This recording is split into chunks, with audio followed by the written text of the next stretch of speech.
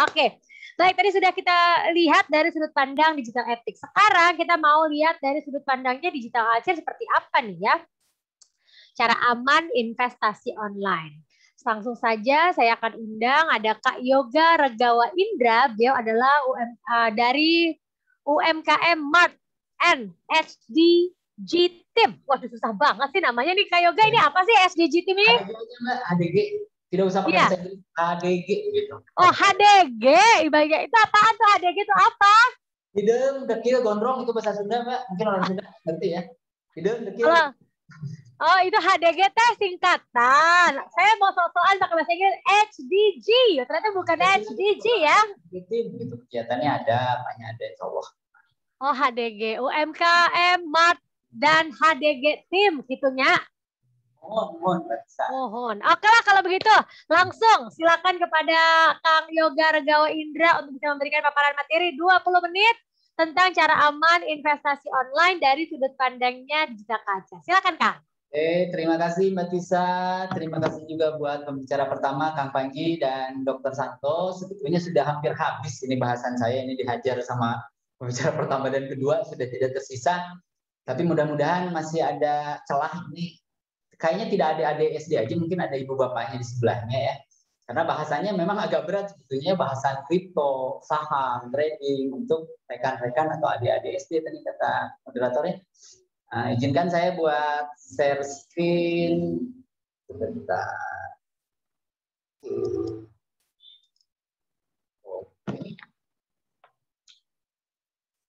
Ciri investasi online yang tidak aman. Ini dari Pilar Digital Kultur sebetulnya memang saya sudah bisa membayangkan bahwa bahasan untuk investasi online yang aman di mana, yang kurang aman di mana akan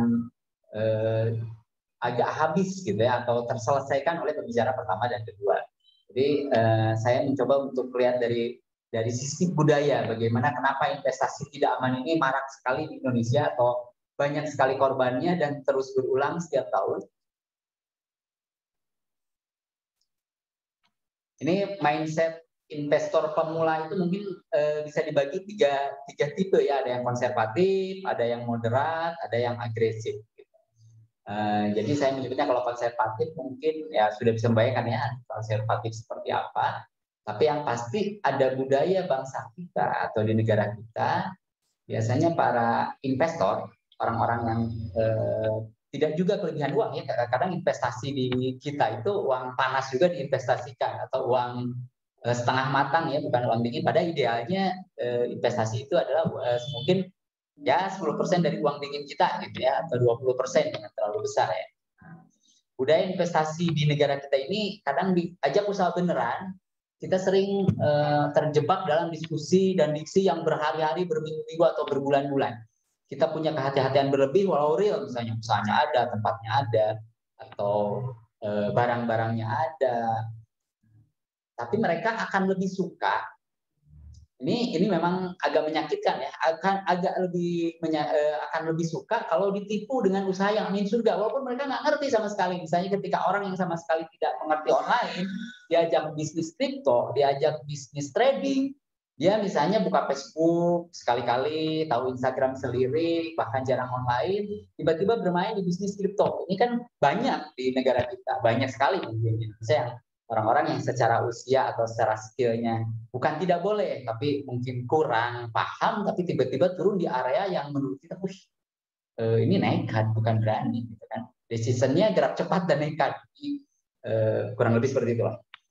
Karena apa? Karena melihat cerita-cerita seru atau angin-angin surga di mana hasilnya besar dalam waktu sebentar. Liquid bisa diambil kapan saja dan lebih berpikir jangka pendek. Investor kita kan mayoritas misalnya kita simpan uang, anggaplah mau investasi online atau offline atau apapun, kita kadang berpikir kalau bulan depan diambil gimana, 2 bulan lagi diambil gimana, gitu kan? Karena mungkin uangnya bukan uang dingin. Jadi biasanya kita tidak berpikir long term, tapi berpikir short term. Uangnya diambil kapan saja, harus liquid. Sebetulnya untuk melihat atau ngecek investasi itu bodong atau tidak, sederhana saja, ada 2L, tadi mungkin sudah dibahas oleh pembicara pertama dan kedua, dari sisi legal dan dari sisi logis. Lanjutkan. legal itu apa, logistik itu apa, sebetulnya sudah dibahas dengan detail ya oleh pembicara pertama dan kedua.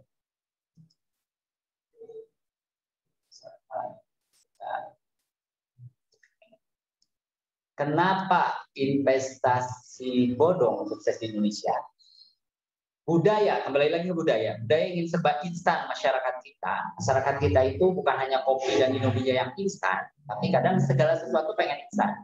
Jadi kalau bisa, misalnya dengan duduk diam, bahkan tidak melakukan apa-apa, kita dapat duit. Karena investasi bodong ini pasti penawarannya profitnya besar. Walaupun tidak rasional, akan jauh lebih menarik dibanding real investasi yang returnnya lebih rasional.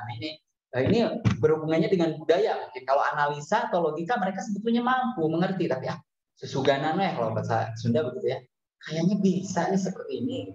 Nah, di balik budaya ini ada budaya yang cukup nyaman buat para pemain HYIP, Manijim, Arisan Rantai, investasi bodong. Karena budaya kita juga budaya yang mudah dikadali. Mayoritas bangsa kita ini cocok untuk ditipu.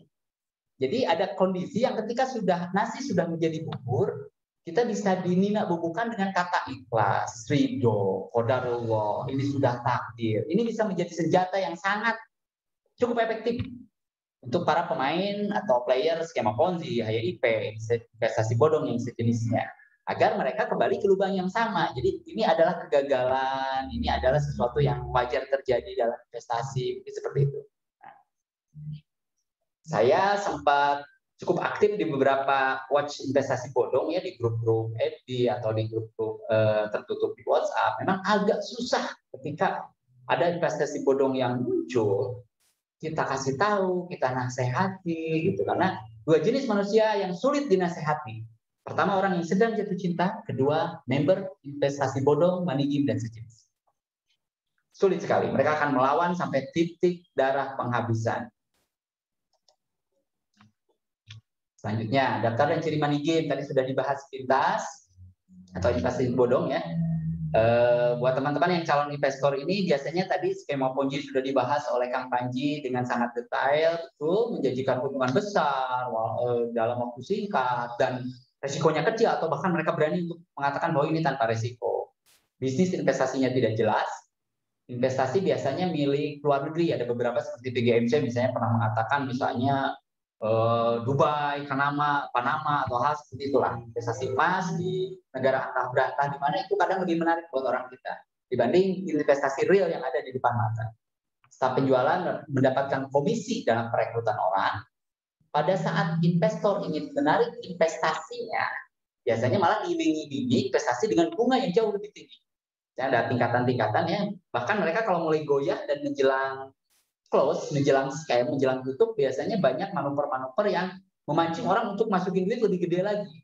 Karena ada return yang lebih besar atau ada program apapun itu, gitu ya. Mengundang calon investor dengan menggunakan tokoh masyarakat dan tokoh agama sebagai figur. Ini sering sekali terjadi ya. Jadi tokoh-tokoh agama, tokoh masyarakat, public figure dijadikan senjata untuk memberikan keyakinan pada para calon investor bahwa ini adalah bisnis menarik, bisnis real.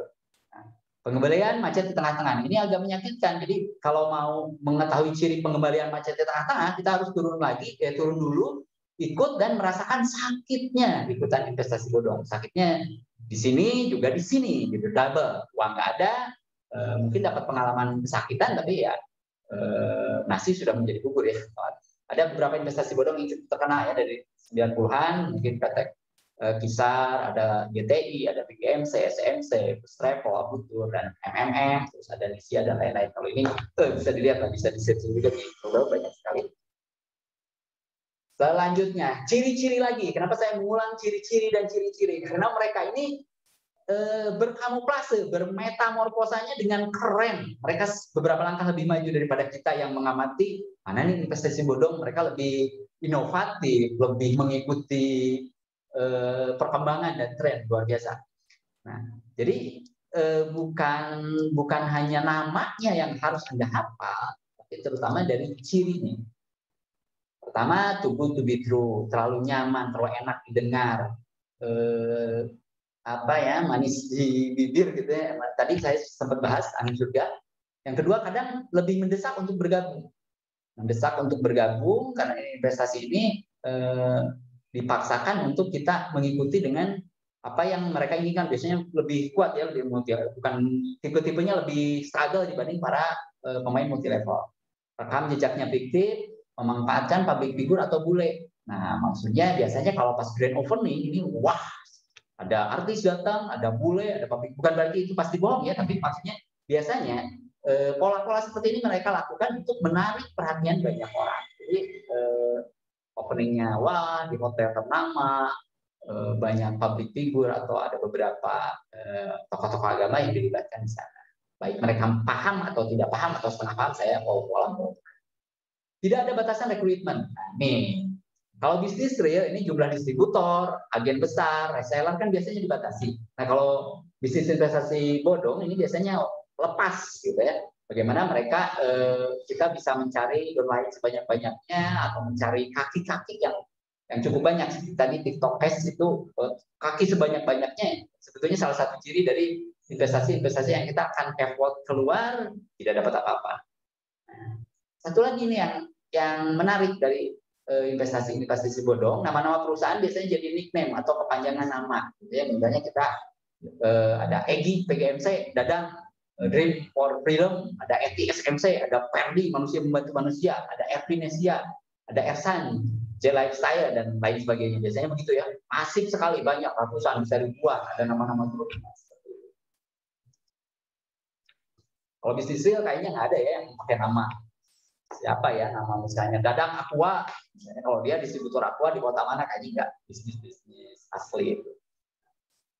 Pertanyaannya, kenapa shareholder investasi bodong banyak yang mengupdate profilnya dengan MBA investasi bodongnya, misalnya PGMC, baik itu dengan foto profilnya, nama belakangnya maupun pekerjaannya, namun sangat jarang terjadi pada shareholder yang bermain di Bursa Efek Jakarta melakukan hal tersebut.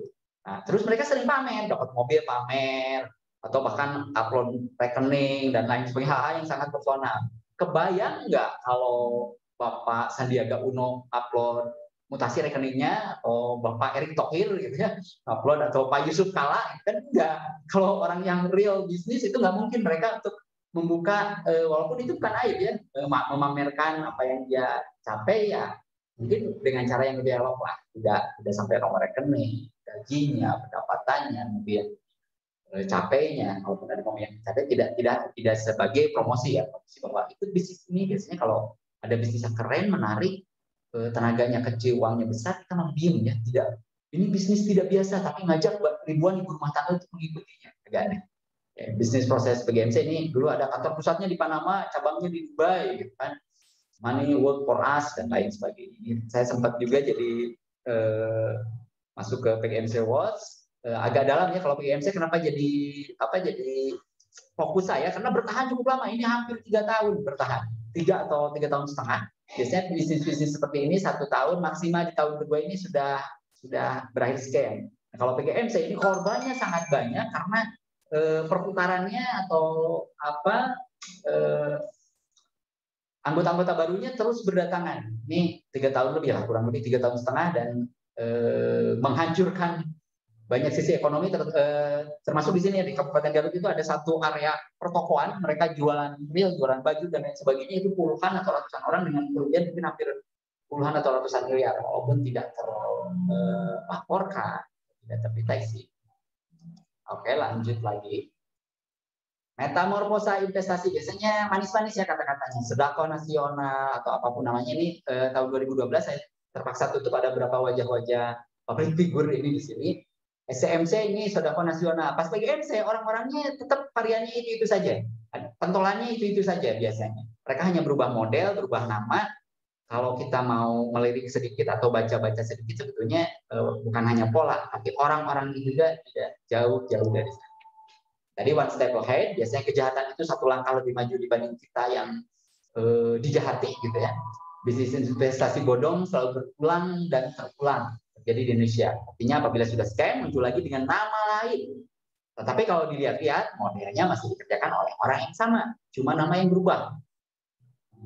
Atau berinovasi mengikuti tren. Tadi ada trennya, ada bisnis apa, dia masuk ke area-area bisnis trennya.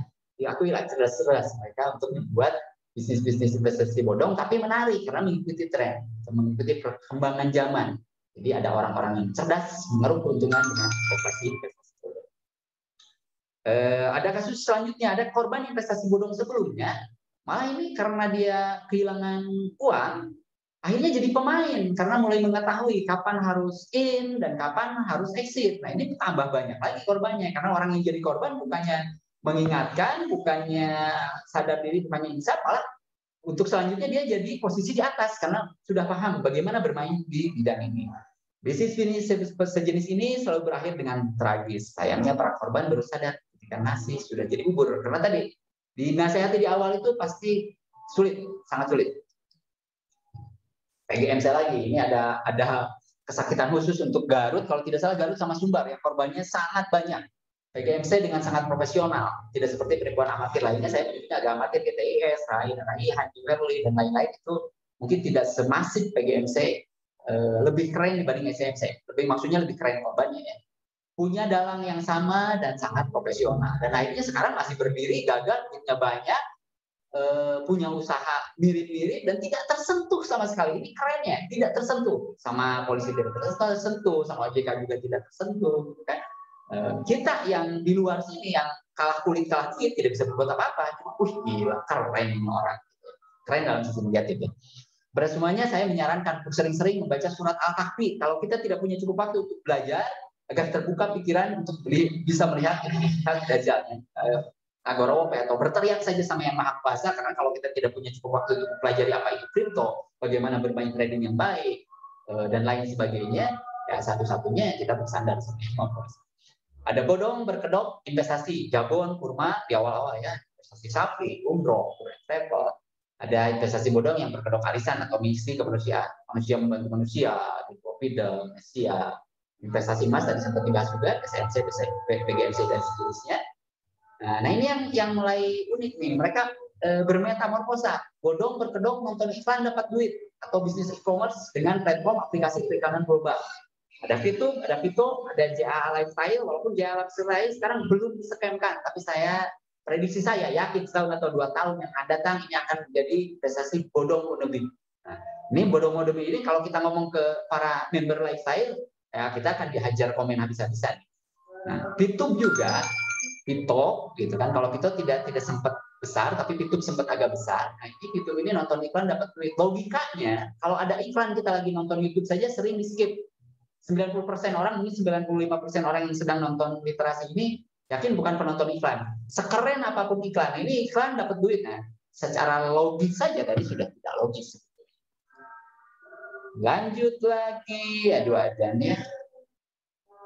Saya pelankan suara, ini ada azan di sekitar saya. Investasi bodong biasanya lebih masif, agresif, dan inovatif dalam artian negatif. Mengikuti semangat zaman, bahkan kadang berlari mendahului bisnis real inovasi. Luar biasa. Lanjut. Investasi yang 100% aman itu hanya mimpi. Jangankan investasi di platform, investasi di bisnis online atau apapun itu pasti ada risiko. Investasi pada diri sendiri saja kita bikin usaha ada risikonya. Kalau ada pilihan lebih baik, memang kita lebih enak menjadi player. Kalau balapan lebih enak menjadi pebalap asli gitu daripada bayar joki. Karena bayar joki kita tergantung sama orang. Jadi kalau kita mau main trading, pelajari trader sampai ke akar-akarnya. Kalau punya waktu ya. Kalau kita mau main kripto, kita harus memahami dulu, jangan sampai, jadi tadi siapa Mas Panji kalau nggak salah sempat bilang bahwa tidak ada yang cuma duduk diam dapat duit, jadi ada keterlibatan untuk mendapatkan profit dan keuntungan. Tapi kalaupun kita gagal, kita dapat pengalaman. Kalau kita memang mempelajari ilmunya, berniat untuk turun langsung sebagai player. Alasan kenapa orang berkelas itu mungkin ada pejabat atau ya, akademisinya, detailnya banyak, tapi tiba-tiba terkena investasi bodong. Ini ada beberapa alasan. Pertama, mereka investasi tanpa tujuan. Kedua, tanpa ilmu. Seperti tadi, hal-hal yang bukan bidang mereka atau mereka belum memahami, mereka sudah nekat untuk masuk. Karena angin surganya tadi sesuatu yang bahasa langitan mereka tidak mengerti, bukan bidangnya, tanpa ilmu ikutan. Atau ikutan teman, ada sahabat yang secara ekonomi atau secara kelas sama-sama high class ikutan. Mereka biasanya terus juga, itu juga ikutan, si anak juga ikutan. Nah, selanjutnya tadi pamer juga, yang terakhir serakah. Kalau serakah ini Ya, mau tidak mau, ini areanya saya tidak akan membahas jauh lebih banyak. Tapi yang pasti para pemain investasi bodong itu pasti jiwa serakah, karena suatu yang tidak mungkin kita ikuti suatu yang misalnya ada returnnya 10% per bulan, tiap bulan ada kita simpan 100 juta, 10 juta atau 1 miliar 100 juta. Kalau kita tidak serakah, kita tidak mungkin.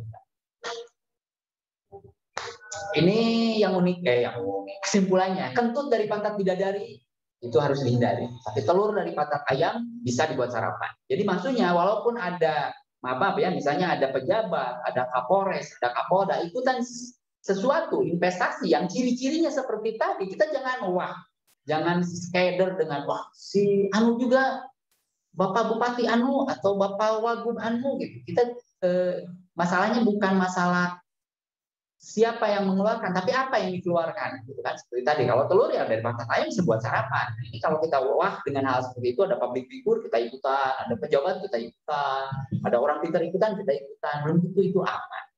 Jadi modal murah, hasil mewah, ada upline dan downline, bonus sponsor, bonus firing, 275.000 bisa menghasilkan jutaan per bulan. Fokus di menjual hasil hak usaha, bukan menjual produk. Ini ciri-ciri bahwa itu bukan investasi yang aman. Kalau kita investasi aman biasanya fokus di produk, bukan mencari member, mencari domain, jual-jual hak usaha jadi seperti itu.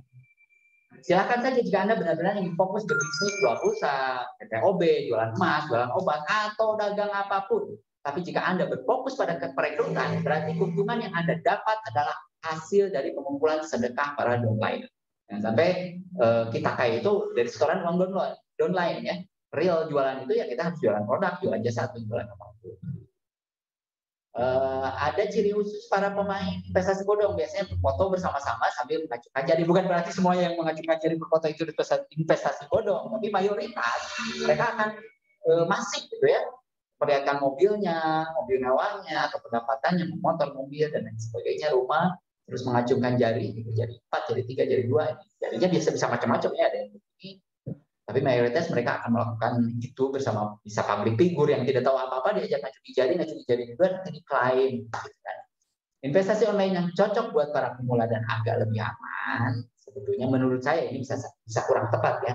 Ini adalah biasanya B2B, tidak langsung antara investor dengan kita yang usaha. Gitu. Kecuali yang usahanya real ya, usaha langsung tidak online ya, offline, bisa dilihat kantornya, dilihat apa yang mereka jual, apa yang sedang diusahakan, naik turunnya, resikonya. Jadi biasanya hanya perantara dari investor dan penerbit atau UMKM atau bidang usaha. Ya, salah satunya misalnya ada Santara mungkin pernah tahu ya, Wawit Marbigu itu ada Santara, ada Bizer, ada Kaudana, atau Anda teman-teman bisa lihat di OJK ya, OJK ada Fintech Equity Crowdfunding itu bisnis-bisnis. Sebetulnya kalau lihat daftar itu agak susah karena mereka akan ganti nama. Yang saya ingatkan bahwa jangan lihat daftarnya, tapi lihat cirinya.